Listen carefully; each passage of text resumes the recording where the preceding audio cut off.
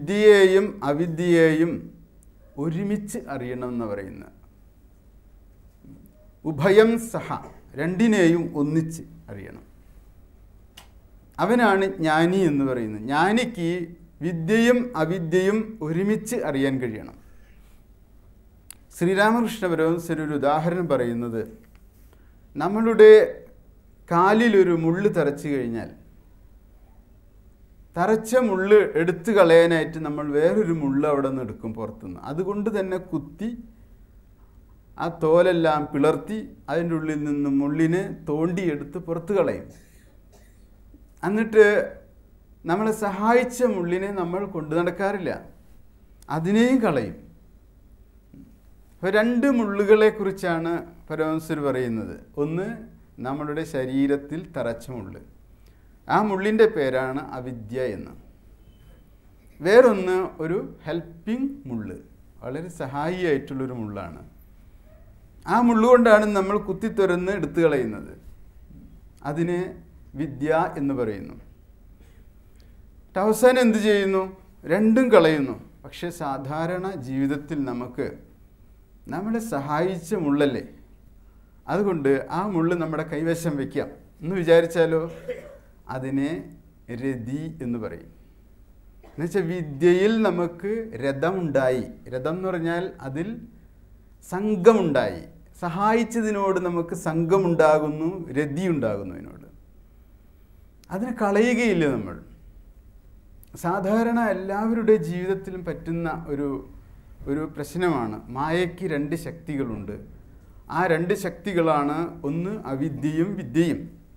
അതിൽ അവിദ്യയെ ദൂരീകരിക്കാനായിട്ട് ഉപയോഗിക്കുന്ന ഒരു ശക്തിയാണ് വിദ്യ.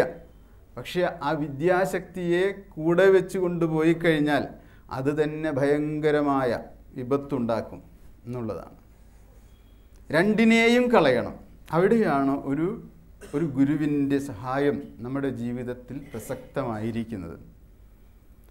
പലരും വിചാരിക്കുന്നത് ഞാൻ ബ്രഹ്മജ്ഞാനിയാണ് എന്നാണ്.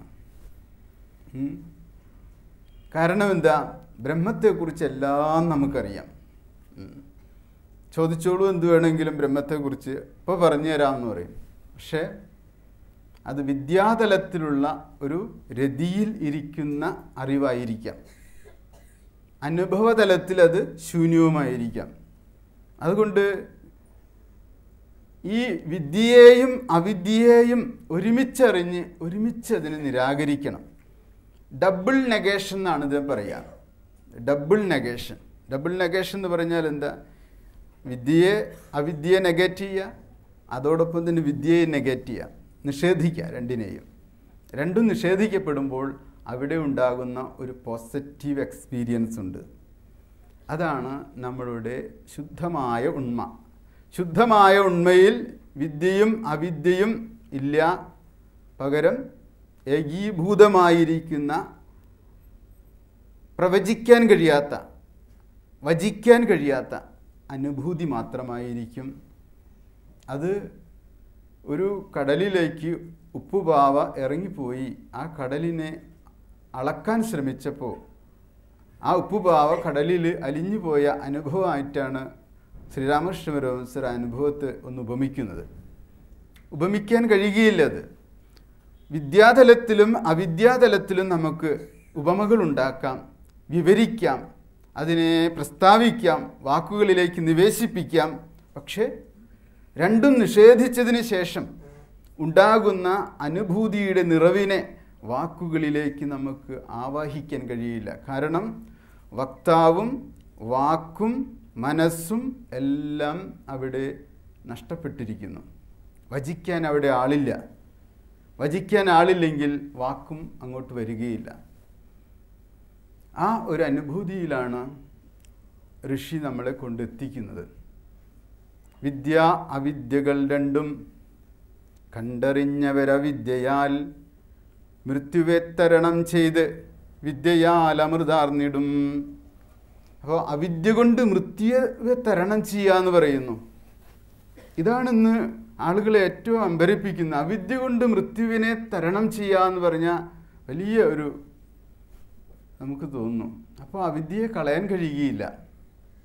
ഇവിടെ അവിദ്യ എന്ന് പറയുന്നത് മനസ്സുകൊണ്ട് ചിന്തിച്ചറിയാവുന്നതും ഇന്ദ്രിയങ്ങൾ കൊണ്ട് കണ്ടറിയാവുന്നതുമായിരിക്കുന്ന പ്രാപഞ്ചികമായിരിക്കുന്ന അറിവിനെയാണ് ഇവിടെ അവിദ്യ എന്ന് പറയുന്നത്.